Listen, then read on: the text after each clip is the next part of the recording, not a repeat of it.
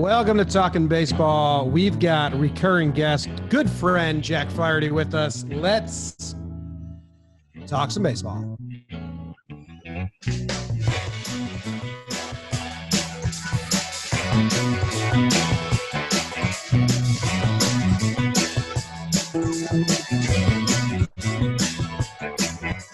What's going on, everybody? Welcome to Talkin' Baseball. We've got an impromptu emergency episode. We got Cardinal stud Jack Flaherty joining us. Third time on the program, probably, just the fourth co-host now officially. And before we get into it, this episode is brought to you by CoverageGear.com. Go to CoverageGear.com, click baseball, click Cardinals, and go get yourself a Flaherty hat. Let's see how many they have. They got trucker style, they got dad hat, and looks like that's all. They got a bunch of other teams, a bunch of other players, and all that. Yeah, Jack Flaherty, number 22, dad Holes, Wainwright, snapback, and they're fully licensed. So Jack gets a cut. So just go buy one. Like that. Use discount code JOMBOY for 20% off. CoverageGear.com. See you there. All right, Jack, what's up? Welcome. Man, just going through these days, slowly but surely. Lose my mind. It feels like every week. It's like 1 week I'm in a great spot, and the other next week I'm like, God, what's going on? What's going on here? How am I going to get through this week? That's how it's all been, but you kind of have more at stake than us. So it's been a recurring cycle of just like, what's next? Like I don't even know. We left in March. We're like, there's no way I want to be back home for the rest of March, April, May, sitting here on May 28th. Like, goodness, I didn't think I'd be living at my mom's house for the last 3.5 months. But before we get into the gritty stuff and Trevor tells you to stop talking at certain points, how the last time we talked to you, you were making lists, you were watching classic movies. Did that last like a week? It did not last long. It didn't last long. I got into it. We made some lists. We did a couple things, and then I just shut it down. I was like, all right, this is way too much. I'm going to start. I watched The Wire, watched that through in about 2 weeks, 2.5 weeks, which was very impressive that I did it that quickly. And then since then, I shut it down. I went didn't do anything. And I was like, all right, now I'm bored again. I need to get back and start doing some things. Maybe play baseball? I don't. Is that something you're interested in? In what, baseball? Yeah. Yeah, playing baseball would be phenomenal. That's all I do every day. I go play catch with Freed, and we kind of sit there and hang out for about 35 minutes after we're done playing catch, because we're like, what are we going to do? We're going to go home and sit around and not do shit. It's such a weird time in the game. We talked about this right before we got on air here. There was a tweet by Field Yates saying that the governor of Texas is now opening professional sports back to Texas with 25% crowd capacity allowed in the stadiums. That is a big deal. That's unbelievable. That just happened. Yeah. Florida and Arizona are going to follow suit because they don't want to miss out on the action. So, by the end of this episode, we may have 3 states being like, yeah, fuck it, we'll do that too. But then what happens? Like, you can't have everybody everywhere because, California is just going to continuing to be shut down forever. I don't know, but it's another added wrinkle. I want to go all the way back, Jack. Like we had you on at the very beginning of this. You were searching for a hobby. Your hobby's playing catch with Freed. And, and just sitting around talking, which is some of the all-time good times, just sitting in the cage and talking or on a field. Who are you checking? Like Twitter, what articles, who's been like your source that's been hitting you up? And then where were you when Commissioner of all baseball, Trevor Plouffe, dropped the big news that the June 10th, July 1st plan was in motion? I actually felt bad about that whole thing. But we come home and, obviously we go through negotiations and discussions about, what's going to be the plan going forward from March. I think it was 13th and, whatever it was, the end of March through whenever we start baseball. And, we figured out, negotiation on pay, and we're going to figure out games down the road. We're going to figure out the health stuff. But all that mattered was, once it's safe and we're available, and it's, once it is safe and is reasonable to play, we're going to go back. But who am I checking? I don't even have to check. I feel like somebody will just tweet it to me or text me, and I just like get it. And I'm like, all right, great. But then when Trev said that, I hadn't heard that. And obviously I responded with, man, that's news to me, because I was like, Trev, where are you getting this? And then I felt bad because everybody started going at him. And I was like, damn, I didn't think that was going to be, I was just like messing with him. And then not like 10 hours later, I get word that, yeah, that's the plan. I was like, all right, Trev, well, Sorry. my bad. I was wrong here. That's my fault. But he was like, that's what the plan ended up being. So he was, I mean, look, Trev has been right about everything that's gone on. He's Thank him you. and your boy Jeff Passan are going like neck and neck for who's getting the information first. I like to think that I lit a spark under all those big J guys, the guys that are, were coming at me. I like to feel like I lit a spark under them a little bit. Like they were a little stale, a little stagnant. And all it took was a little shot in the arm from me, and boom, Passan's got everything out there. He's trying to go fast as possible. Yeah, he's got everything out there. But yeah, everybody was like, but everybody kind of doubted you. They were like, no, that hasn't been the word. I was like, I hadn't heard that. I was like, yeah, you had well, heard it. Look, those were the dates that were getting sent out there. And then what we talked to was after that, it's kind of barring unforeseen circumstances is just, you just know that when you put something out there. I think the unforeseen circumstances for baseball was the owners were going to go try to get a little bit more and a little bit more. Just a little bit more. So it's like, that's kind of what's going on here. And now we have all these opinions about why they're doing it.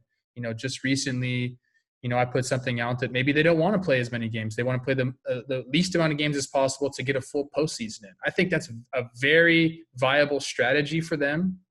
And I think it's one that they've long considered, and we're just kind of grasping now. Yeah, so I'll say, I mean, when everything went on in March, we were, the discussion was, we don't know how many games we're going to play. We're hoping for like half a season.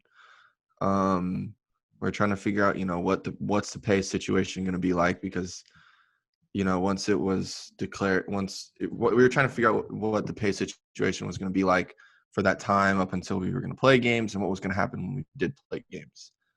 And then it was kind of just like, all right, wait around until this stuff kind of clears up or whatever, whether it was wait until we flatten the curve or whatever it was from a health side. We just have to wait it out until it is deemed like safe to go back and play.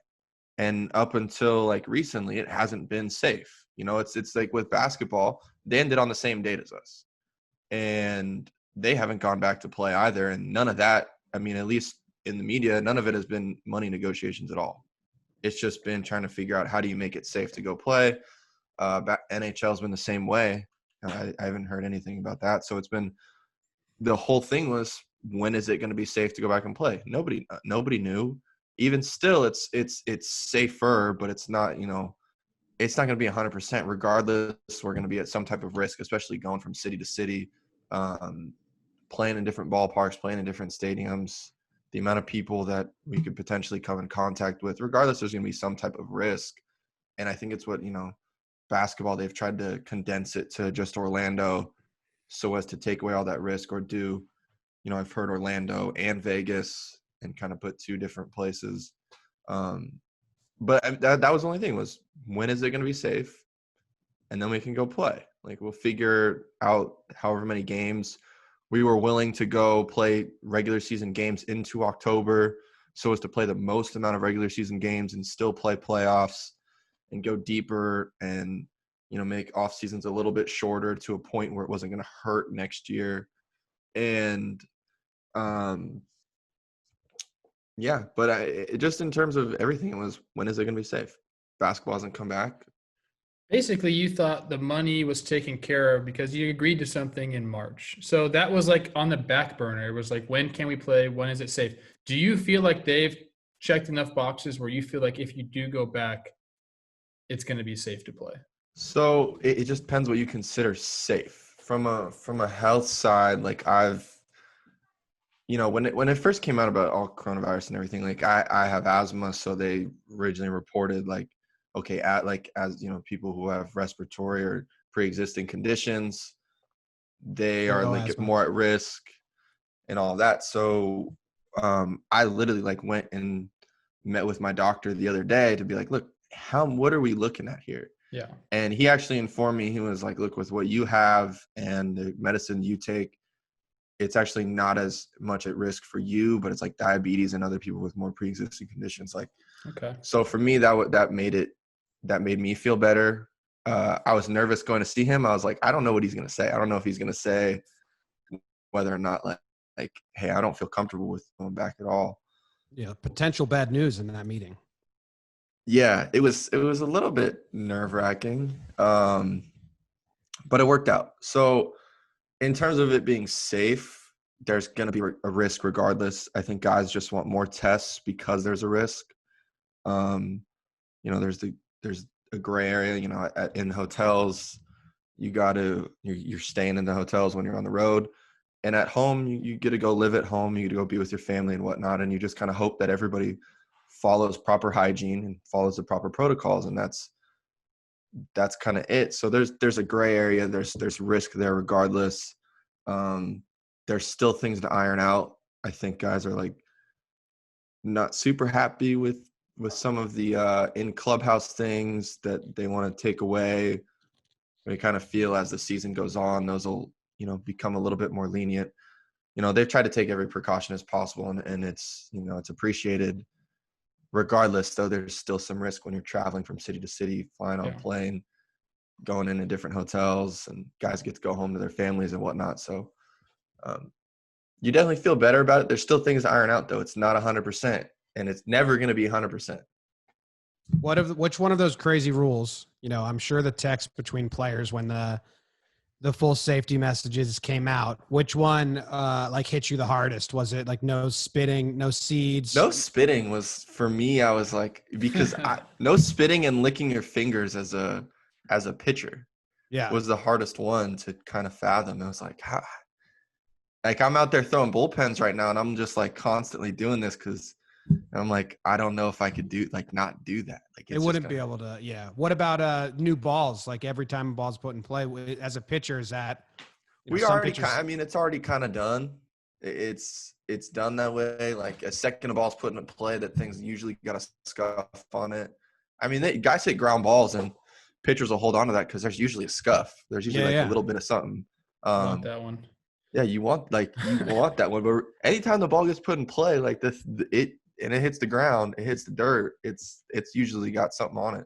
So the ball one wasn't really. I think it was like, some of the no spitting, keep your distance in the dugout, the potential, no high fives or celebrating like that, which is like, okay, you guys have to really think about controlling your emotions in a big game. And, you get somebody gets a big hit, like, hang on.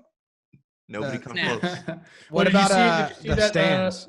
Okay, go ahead. Oh, in the stands? Yeah, like I think it would be like the starting pitchers who aren't going to be in the game at all. No way in the middle of summer you're going to convince guys to sit in the stands and watch the games. There's absolutely no way. That one, that one's no cover, yeah.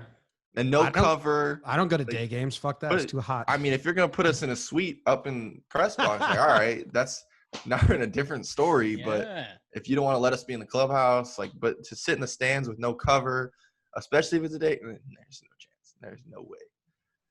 What's amongst the Cardinals guys, or even, Fried and some of the Cali guys I know you're tight with, and we'll keep it with health stuff for now. We'll stay away from the money for a little bit. But what and I know safe, like you mentioned, there is so much gray area because your safe is different than my safe is different than Trevor's safe. When those guidelines come out, for safety wise, the guys think like we're getting close, like, okay, we'll figure out the ice baths and stuff. Yeah. Or were guys still like, we still got a lot to figure out? I think guys just had questions about what to do. How do you handle this? What's our real risk factor of getting it? do we really need to take away the ice tubs, the hot tubs and the cold tubs? Is that necessary? And then the big one was, okay, so we're just going to kind of let guys roam around when they're at home and, right, hope that they're following protocol. Like, all right. And then it just comes, that comes down to, being a team and having a talk and discussion of like, look, this is our circle.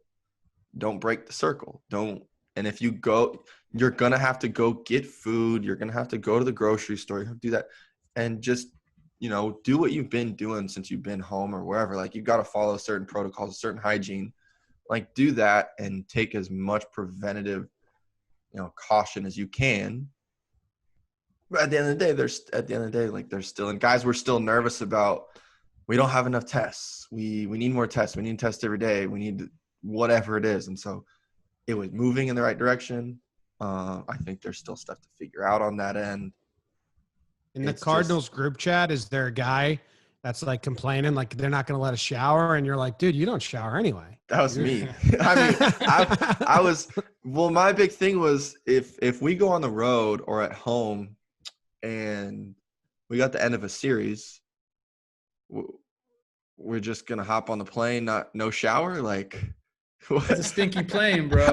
That is a tough plane ride for however long, wherever you're going. I mean, if they know you play in St. Louis, right? That is a hot place to play baseball. Cincy, St. Louis, Milwaukee, you can put the roof over. Chicago gets hot. All those places. I mean, but like, you leave a city and you just no shower, get on the plane. I was like, are we gonna roll? I mean, if that's the case, if we're gonna roll up like, high school, college team, fully dressed, like, yes, straight leave the field, hop on the plane in uni, like, all right, then that's the way it's got to be. But I'm not putting a suit on after a day game getaway, and like, that's not gonna happen. I'll be like, I'm gonna wear some shorts and some whatever. But there'd be so many players doing like, baths in the sink, just like cupping water and doing like fake shit, like bacteria all over, sanitizer. I mean, yeah, that was the one. You could figure out not showering after games, but not showering and then having to fly. That was the one I was like, I don't know how that's gonna. Brian Dozier used to call that a Mississippi shower. He would just take and get some soap under his armpits, wash his face, done. You're good to go. So maybe that'll be a new protocol for MLB guys. Just was he showers? I saw something that he was doing like a wiffle ball league in his wiffle ball games that he was running for all the kids in their neighborhood. They had like painted a wiffle ball field at the end of the cul-de-sac, and they've been doing stuff as all the families have been home on quarantine. So they've been having fun with that. It looks sick. But let's call a spade, okay? Here we go. Let's just break it down. Let's break it down. MLB has been putting the ball in the players' court this entire time, forcing them to make decisions in the public. They sent over a health declaration that was well thought out, probably overkill, but that just goes because they want the players to say, okay, we like it, but let's take off some of these restrictions. Then MLB can say, well, look, it's not really about health. We sent them over a health thing. They wanted it dumbed down. That's what they're doing with the money. They did it with the health. That is the game that they are playing. How do you counteract that as a union? Like, how do you get in front of that? Do you even try? Do you care as a union? What do you mean by like, get in front of it or counter it? How do you put the ball in their court as they've been doing to the players so often? Well, I think with what's going on with I don't know, the health thing, I think it's just coming back and, we have questions. We would like this. We'd like more tests. Can we maybe ease up in the club? Like if we are good to, and I understand you want to mitigate risk as much as possible, but if we are good to enter the facility, and go and play the game, there's little things like, hey, if you're at first and holding a runner on in between pitches, like please just step away, once like there's a foul ball or something, just like step away from each other. We're like, if we're good to go and enter the facility and we're good to go play and we're good to go work out, like we should be good to go. It shouldn't be Because if you just think like, okay, when basketball comes back, what are they going to do? Tell guys like, hey, you really can't play defense. Like, no touching, no nothing. You got to stay away from each other. Like, it's not going to work. It just doesn't work. So from a health side, there's like, if we're good to go, we're good to go. And then from, a proposal standpoint, like what I think we're going to come back with something, I don't know all the details on it, but I think it was, more games, playing later, kind of what we talked about in March of like playing later into the year so we can play as many games as possible and, try to do anything to create as much revenue as possible for the game. At this point, there's no other sports on. We don't know what's gonna happen. If we find our way back soon, we'll be one of the only things on TV. You got millions of people in America wanting to watch something. How's it been working for like the Cardinals? Like who are your guys' reps that are kind of in the meetings and then it gets down to you? Is it Wayno? Is that how you said last? Andrew Miller. He's huge part of it. Yeah. He's a huge part of it. He's on our, I kind of run through him and Goldie. Him and Paul Goldschmidt, I kind of run through, and then I've been in on the meetings and just having a lot of discussions with them. I don't like to I try to have as much understanding of things as I possibly can. I don't like to be hearing it from somebody else. And so, but those two guys are the heads of our team in regards to that. And then, Wayno, Yadi, myself kind of are within that. We're in constant communication between all of us. So the actual proposal where they did the sliding scale of pay, right. A lot of people like you don't know for a fact what MLB's intention was, but I think a lot of people have interpreted that as union busting or trying to divide the ranks of the union and split the players up. Was there any preparation from top down, like, hey, be ready for this, we need to stay together? Or when it hits, because, Scherzer put out that thing last night and, I thought it was awesome. Like, good union, just took that attempt and kind of had a strong backbone and said, nah, get the fuck out of here. We're staying as a unit. But how much was there like, did the union prepare you guys? Like, hey, they're going to try and do this. I think in general, from the union standpoint, it's always been, stand strong, stay together. It's not just about you. It's not just about your buddy. It's about everybody in the league and looking out for the best interest of everybody. And that's kind of what went on in March with when you look at this one, for a guy like myself and other guys, what was it, 65% of the league making $1 million or less, which the fact that 65% is crazy. But like 65% league, you look at it and be like, that's not a bad deal for me. Like you get, from what it was, we agreed like prorated pay. So if it was 50% of games, I get 50% of pay. And they want to dock it like 10%. So I'm not really losing a whole lot more. You'd think, okay, that's great. But then you think back to March and you think back to what those guys gave up, and they gave up the right to sue for the other half of their salary. And in order so that we, guys like myself, guys like Bellinger, guys like Walker Buehler we would have a full year's service time regardless of what happened. So what, next year I could move into arbitration. Next year, Cody Bellinger moves in the second year. Next year, Mookie Betts hits free agency. And guys at the top were like, okay, we won't worry about the salary. We'll take what we can get as long as the 65% of the league gets their service time, which was the most important thing. So for guys like myself, I'm like, I can't take this and be okay with it knowing what they did early on. I got to think about that them. Way. Yeah, I got to think about them. I got to think about those guys being like, even like I told this to Bronny the other day. I was like, look, and I told this to Goldie. I was like, you guys gave that up. You gave up the right to get the rest of the money that you earn for us to move forward with our service. Can't look at this. I can look at this and be like, okay, it's not a bad deal for me. But the rest of the league who is making that money to take that much of a pay cut, it doesn't make sense at all. Yeah, I didn't even put that together. It's kind of like, they did take a bigger hit for the younger guys then.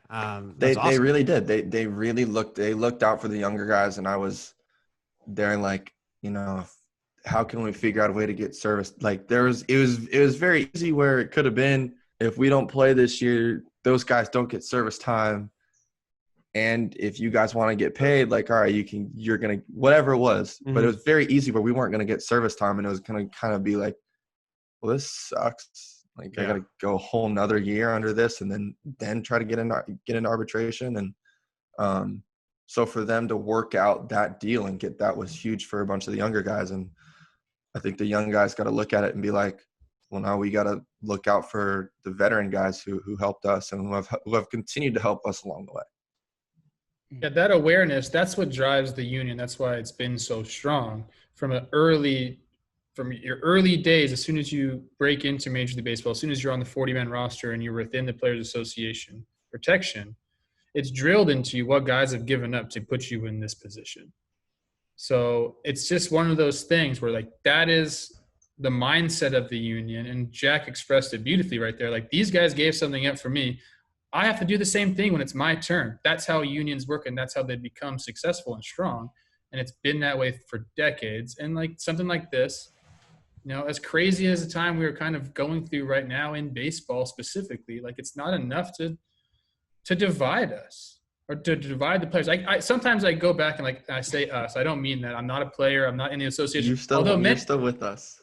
Thank you. But although many people on Twitter say, call me, you're an idiot player, go play for free or whatever. I'm like, dude, I don't do anything right now. You know what I mean? Like, leave me out of this. I'm just a mediator. But that's why the union is strong, though, is because you're able to see what guys have done for you and what you need to do for guys coming up behind you. Yeah, and I think a lot what kind of hurts is that, all the people don't really understand, okay, well, what does this mean? Like, somebody asked me on Twitter today, and it was just, I don't know if it was a real person or whatever, but was like, okay, I don't really understand. If you're going to play half the games and you're going to take half the salary, that makes sense. And I was like, okay, well, that does make sense. Or if it was like, if I was to go to work for half the number of days as normal, I'd get half the pay. I was like, okay, well, now go to work for half the number of days, but instead of taking, half the salary, you're going to get 25% of that. You're working for half of half. And are you going to go to, like, for the risk that is being taken, like, we're at risk, we're at a health risk, everything that's going on, it doesn't really make sense. There's in other jobs, there's things, you got hazard pay and kind of working in reverse of that right now with what was going on. So just as players, we want to play the game, and I'm freaking losing my mind over here trying to figure out what to do every day. Working into early June. When Scherzer drops the Notes app message yesterday, and I know you were kind of wanting to come on here and get your message out a little bit. I mean, is there almost like a sigh of relief, like the players kind of have something out there? What would you have added to your Notes app? How many times have you had the Notes app open as well, ready to fire? It's all up here. It's all up here. It's all live. It's all up here. I can't write nothing. But when he did that, I was like, okay, now everybody's going to kind of speak up and just express the fact, like, we want to play. We negotiated what went on before. Especially a guy like Max, who this is his first year of making, like, big money. And he says, like, we accepted a pay cut already. He took a pay cut for guys like myself to get service time. And he's like, a second pay cut doesn't make any sense from that kind of standpoint. But it was just it was good because, he says, he's glad to hear other players voicing the same viewpoint. And then he talks about making all the information public, which I don't know about that. It's not gonna happen. There's obviously different views on what would actually happen if we played for salary, and that's kind of been the back and forth issue of what's been going on. Yeah, well, the thing is, don't leak that you're going to try to get a 50-50 revenue split if you don't want to open the books up and show what the freaking revenue is. That was the whole thing is, well, what's revenue? What's revenue? You have to, and that is something that gets, that is something from my understanding that continues to get negotiated and talked about. And you have to have whole documents on what is defined as revenue to define what is actually being split. Yeah. And would take forever. Dude, that's a whole off season of negotiations to figure out, okay, what is actually being defined as revenue. And that was like, okay. But it was never even proposed. It was just out there like, oh, we're going to do a 50-50 revenue split. Nothing ever came through. Then it was 2 weeks later, and it was like, okay, now we get something. Now we can actually talk and be in discussion a lot more. Hopefully to get, to spring training and, hopefully 14 days, 12 days, whatever it is. Has anyone been in contact with you or the Cardinals players from the team side? Like, GM, owner, like, is there been any communication? I don't talk to the front office like that, but okay. But just to the managers and to our manager and our pitching coach, we talk about, this last week, we're like, okay, we're going to start ramping up a little bit, hoping that something's going to happen. And we're looking, hopefully just one day it's all like that. And like, all right, I'm on a plane tomorrow and I can get out of here and I'm in a good spot. I'm in a great spot about how I feel, where I'm at. We're ramping up a little bit more. So we talk, we talk to the guys on the team. We talk to guys around the league, see what they're doing, talk to our pitching coach, be like, okay, how can we develop a strategy? What do we need to do? What do we need to do to make sure, like, when I go back that we're good to go? Because there's, it's going to be a quick ramp up period. It's not a full spring training to get ready. And, what are we going to do to make sure that we don't do this too quickly? Have you and Max been developing any new fun pitches? His stuff is, it's really, really good. I mean, we play catch every day. I don't really want to get in the box and face him with the stuff that he's working with right now. I'll get in that freaking box. You say you want to get in the box? Yeah, you should make a new pitch. Long. Come up with a new pitch every day and just take a video of it and text the Yachty and say, got a new pitch. Hey, what do you think about this? Yeah. Trev really wants to get in the box, and he wants a piece of that action. I told you, I said, if you need to be humbled a little bit before you get back to the season, let me know. I'll step in the box and we'll square up. Oh, man, that is something that I would. We might make. I would look pathetic. I talk a big game right now, but you would just. But that's what you do. You love to talk. You love to be like, I would get you, and I would. At that point, I would challenge you. I'm like, all right, let's go. You wouldn't throw me. Believe this, I'm coming first pitch, ready to have. I know I'm not trying to get behind on you. No, you're trying to hit the first pitch heater. Yeah, and there's a track record. Don't tell him, Trev. Don't tell him. Just so you know. Is there? Yeah, we face each other in the minor leagues. You get a hit off him? Doesn't necessarily count, but yeah, I got a hit off him. Nice. I think I got 2 hits. Trev would be so ready for the fastball, and if I wanted him to get hurt, I would throw something. Right here. Oh, no. No, I'd throw a slider, and he'd swing as hard as he could, and I don't know what would happen. Or you throw something close to, but I wouldn't get up around the head. That's his money. That's still his money maker. You guys still show the faces. Once that goes, bruise on the cheek could go a long way, though. Just up the cred. I'm not really confident stepping in the box right now. I know that, but I am willing to do it if you need someone, because I know I'm better than some scrub, whatever. Who else is going to stand in against you? So. Well, if you guys get in the same division as the Astros, I can replicate Altuve's body type pretty good. But where are you at? I gotta figure it out. What were you gonna say, Jake? About to ask you a great question. I was gonna say, and if you, I don't know if you want to. Great questions? Not really. No. You mentioned Trevor's moneymaker. I'm still looking for mine. I don't know if you want to flex for the Cardinals fans, or if you got real answers. But if you had to throw tomorrow in a real live game, how many bullets do you have? And then let's say if you got the full 3-week. Or not the full 3 weeks, but a 3-week spring training wrap up. Right. Where do you think you'd be at? I mean, if I had to go tomorrow, I would actually be. I feel like I could get it up and throw 3 innings. Okay. But That's where I feel like I could go. I mean, next day I'd be hanging for sure. I'd be like, Yeah. Because when you add that extra intensity of getting a real hitter in the box and do that, it just goes up. But a full 3 weeks, like, I mean, I would love to hope for, opening day, be able to throw 6. Okay. That's my hope. Is that what's gonna happen? I don't know. Are you excited? Not. You excited you don't have to get in the box with a bat in your hand? No, are you kidding me? That's a terrible rule. That rule needs to go away. I know Trev feels otherwise. You're the only one that thinks that. You're just excited you don't have to pitch to pitchers anymore.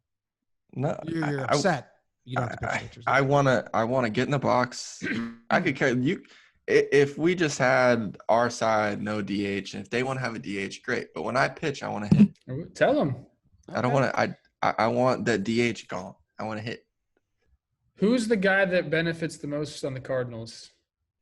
From not having to hit? No, that gets to hit. Is it going to be Yachty getting some more days off? It would have been Martinez, but they traded him. It would have been Jose. It's probably going to be Yachty's going to get a couple more days off, but I think it's going to be our infield outfield situation, whatever it is. I don't know who's going to be that DH. It could be O'Neill might DH more depending on who they put. Like, Carp's going to be in the lineup. Edmonds going to be in the lineup.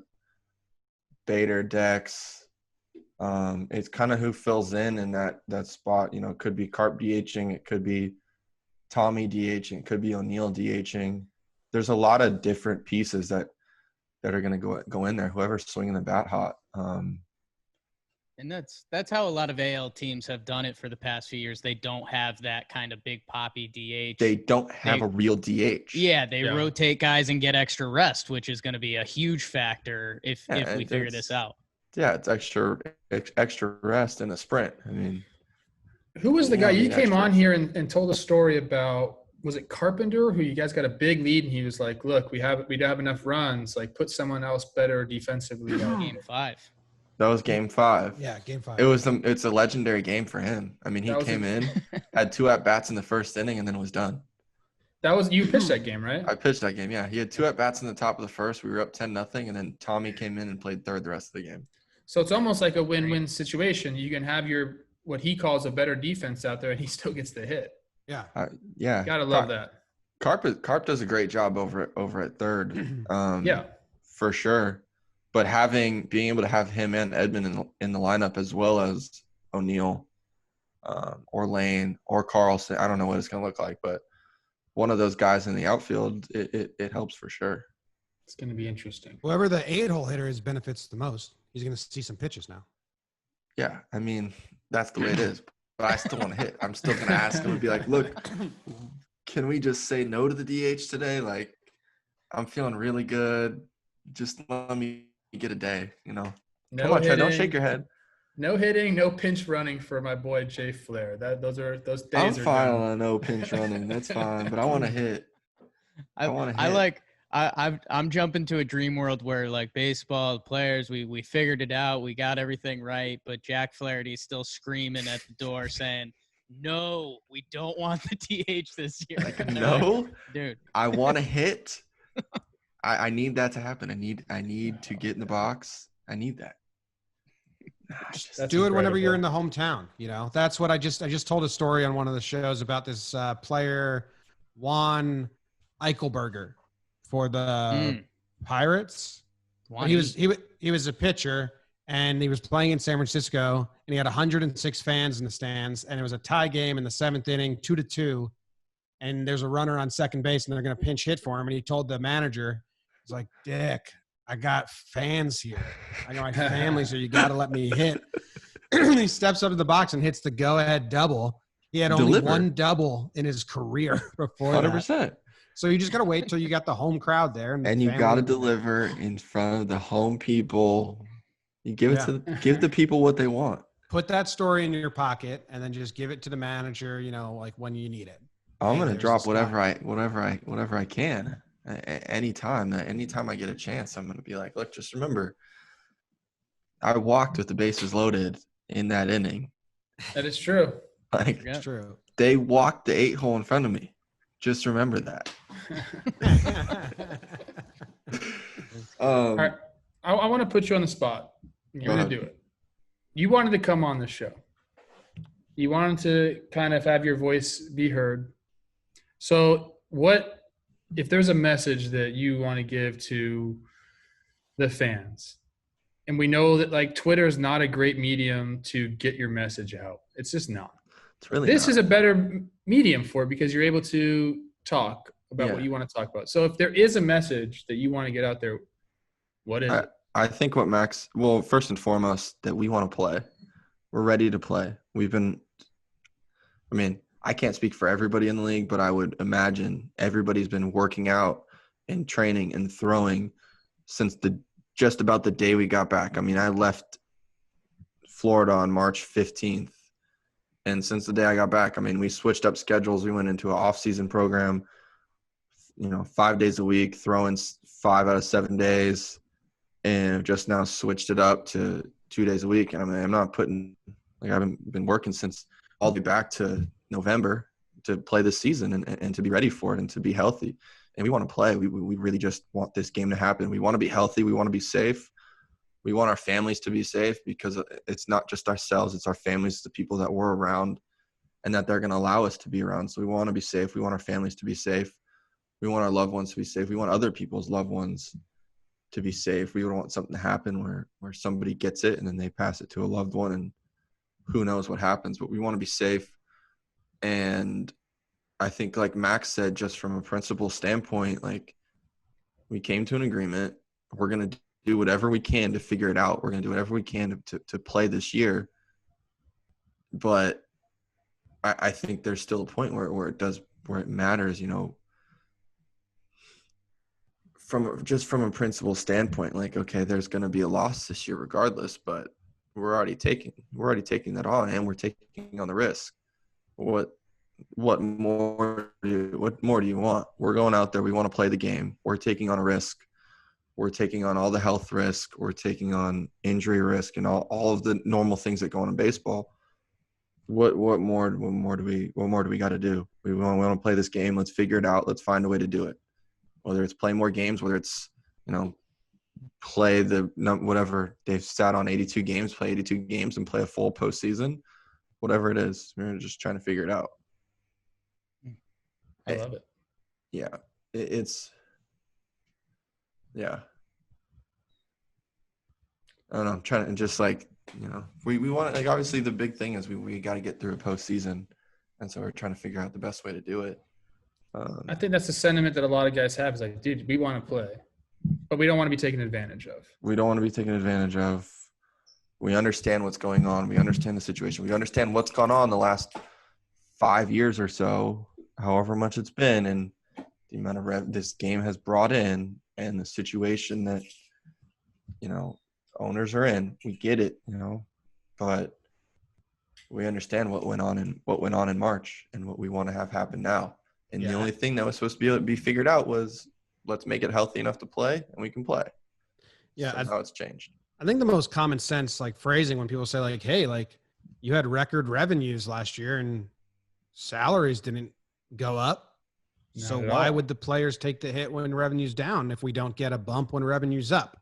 If someone drops that and there's a counter argument that makes sense, I'm looking to hear it, but that's just kind of, to me, it's a little bit of just common sense right there. Yeah. That's been the big thing of, okay, it's gonna be down year. So we got a hurt in it now. I don't really get that part of it. I don't understand. I'm just not understanding some of what's going on and trying to make. Do you want me to tell you so you don't have to say it? Go ahead. There's some greed going on. But owners are getting greedy. But they're trying to make Trout look bad, Cole look bad, Scherzer look bad, for not taking huge pay. Those are your best players in the game. It's so stupid. Your Mookie Betts, Yelich, all those guys. It's okay, everybody wants to play. And I was well, here's your offer. Oh, you don't want to take it? Okay, well, what? Oh, you want more money? It's not all the way healthy yet, and you're trying to take advantage of us, which just doesn't work. Well, I want to find a resolution, but I was so happy when Scherzer dropped that and the union had like a little, solidarity and backbone and like, hey, and then I loved even more, like the next update was, okay, the union has made their proposal. Cause I didn't want you guys to just sit back and wait for the next game for the Manfred to play. So, it feels like a game and It is. It feels like this should just be happening so much easier. It should be, it should be us working together instead of going back and forth, like trying to, I don't even know. Yeah. But you're ready? Go through negotiations. They come to an agreement tomorrow. Okay. Texas has fans. We're playing. You're good to go. Shoot, man, I'm packing my stuff up, hopping on a plane as quickly as I possibly can, getting out of here and going. I don't even know if I got a place in wherever we're going. I don't even know if I got a place there, but we'll figure it out. I'm there. Figure that out when you get there. I'm there. I'll figure it out. Shoot, man, you say game start tomorrow. Forget spring training. All right, give us a week of spring training. I don't even know. No, I'm just playing. Has your mom we need a little bit of time. We need a little bit of time. You want to play, dude. I love it. That's what everyone, Yeah. all the ball players, man, they just want to play too, but just don't take advantage of us. Has mom been enjoying having her little boy home? She's sick of it. She's done. Yeah, she wants to watch you on TV, bro. She's enjoying the time. It's the most time my brother, myself, and her have been around each other. But she continues to watch like old games from last year because she's like, I can't watch any more TV. Like, can you guys figure it out so I can watch you play? And I can watch, you and Yachty figure it out and go shove it up a couple teams. And I great having you here. I love you, but come on, let's go. And it's a mother speaking. Like, you guys need to, let's go. Come on. I agree with your mother that I would love to watch you and Yachty shoving against some teams very soon. And yeah, I feel like we need to end on a slightly higher note. Do you got any Last Dance shit you need to get off your chest? I mean, you're a true sports fan. What else is? I thought it was very interesting. Well, I think this whole thing that's come out this week of like, it was full of lies and MJ like spun things the way he wanted and then came out and was like, oh, it's going to make me look like a bad guy. There's parts of it that's made him look like he's truly crazy. Yeah. In the way that he went at his teammates, the way that he pushed them. And some people don't understand, like, yeah, he was a little bit crazy but the whole like Isaiah, like I believe, and I'd have to go back and watch how he worded it in the documentary of like, I think it was, he was like, I didn't explicitly say anything about Isaiah, like having Isaiah on the team. And for him, I think he truly believes that because he was just like, look, you can have him on the team. I just won't be here.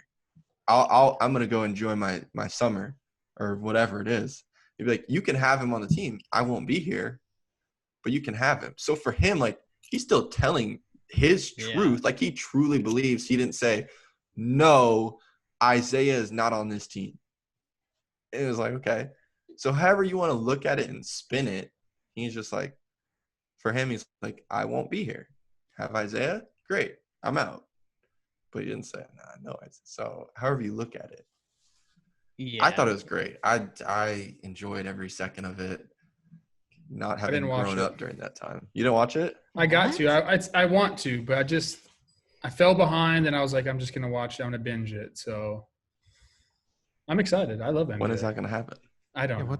I got plenty of time. You're not going to watch this. Trev, what happened? Of course I will watch it. Just give me some time. Trev, it's 10 hours long. Dude, you told me to watch Grant. I'm just slowly making my way through that. My goodness, Grant's awesome though, but you can't do the gummies was bad advice by me. I'll watch The Last Dance because I want to feel like I know what everyone's talking about. I mean, just for myself, like not having grown up during it, it was just very interesting to see it all and hear it from those guys' perspective. Do you think you could have hit 200 in AA? Do you think what? Do you think you could have batted 200 in AA? Yes. Yes. Absolutely. What? Yes. Is there any proof? Like, is there any proof? Yeah. I mean, in a shortened time span, I hit 185 in the big leagues. That's pretty good. and obviously it was not a whole lot of at bats, but Proof I enough. think I could have fit 200. You asked for All proof. right. That's all I needed. I believe you. You're very athletic. You can figure that out. I've seen it. You're not one of those regular pitchers. I won't put you in that category. Thank you. Ozzie gave me a chance to play shortstop in the big leagues. Yes, That's all that was all I needed to hear. I don't even have to do You're it. You're welcome for that. I set that up for you. I appreciate that. That was such a moment right there. Yeah. Beautiful. Yeah. So I hope we figure this thing out soon. I'm like looking at the numbers right now that don't make sense, but yeah. We'll all right, figure it out. Before we leave, give us your percentage. Season happening, season not happening. Still 50-50. Oof. I think Trev's leaning that way. I'm leaning more towards I'm leaning more towards under 50% now.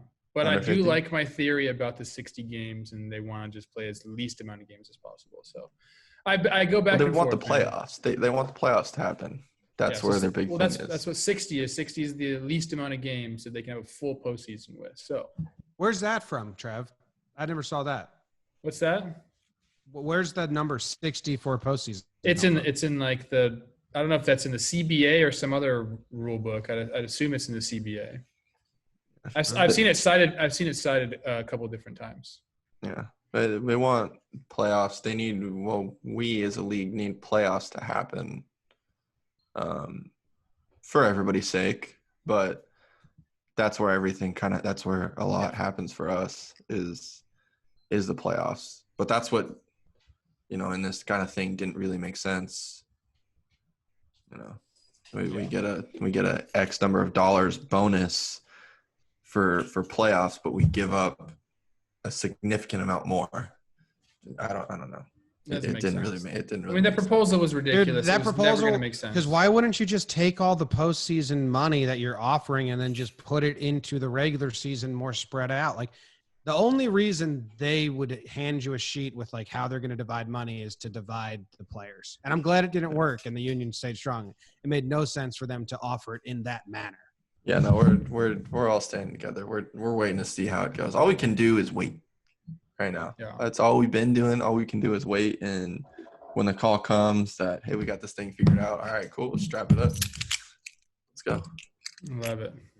All right, I'm going to play this outro song here. We appreciate you having coming on. Whenever you want to come back, we got an open seat. Appreciate you guys. Trev, you've done a great job. You going live anytime soon? Anything you need to hype up? Tomorrow, right? Maybe tomorrow. I don't know. Uh-oh. I don't have anybody for it. It's when things go bad between, MLB, I'm kind of like, don't give them that free content, bro. I know. I'm kind of like, I don't think so. That's what happened. It was like 2 weeks ago was when it kind of started, and I was like, this is not happening this week. Hey, let them run reruns of Jeter. Yeah, no, they can just put Jeter shit on there. That's all they need to do. Are you going to tune in and watch that? You got that recorded? Yep, I'm going to watch Jeter that right shit after is I literally watch just, Dance. it's just 13 games where he played well. That's just what they're running. I don't know. I think that's what they said it was, which I idolized Jeter growing up, but that's not content. It's not Jeter. They're just playing games. They're just playing games. It's all on YouTube too. You watch it at your own pace. It's all on. You could just go look up Jeter highlights and you get more. You get way more in 15 minutes. No. I'll be live from 1 a.m. to 5 a.m. for anyone watching the Jeter marathon. So you probably will be. That's the thing. I don't doubt it. Like there's 4 at-bats in a game. Like, what are they doing?